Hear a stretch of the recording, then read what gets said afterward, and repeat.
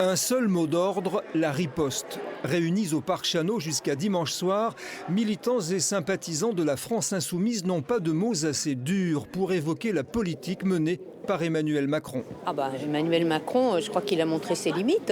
Je crois qu'effectivement, c'est du fascisme soft, très soft, mais c'est quand même, effectivement, la décrédibilisation des institutions républicaines, c'est le règne du copinage, c'est beaucoup de choses comme ça. Dans vos arguments, dans la délivrance de votre message... C'est pourquoi les troupes de Jean-Luc Mélenchon se préparent au combat dans des ateliers de formation pour militants comme celui-ci, afin de mieux convaincre les électeurs de refuser la politique d'austérité.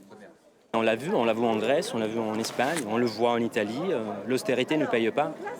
Moi, je suis un Italien, j'habite en France depuis 3 ans et je vois malheureusement les mêmes politiques d'austérité, la précarité qui augmente. Il ne faut pas faire payer la crise aux travailleurs, il faut faire payer la crise qui a créé cette crise. Et c'est le patronat, c'est la spéculation, c'est les banquiers.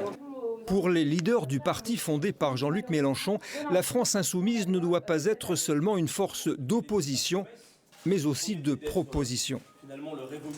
Nous, ce qu'on veut, c'est pas simplement le rejet de la Macronie, c'est proposer une autre façon de faire société ensemble qui permette de relancer l'idéal de progrès humain, de partage des richesses, de partage des savoirs aussi. Et donc c'est cet autre paradigme, cette autre vision du monde que nous portons et que nous travaillons à l'occasion de ces universités d'été, de ces amphis d'été à Marseille. Prochain objectif du parti, les élections européennes de mai 2019 que la France insoumise voit comme un véritable référendum anti-Macron.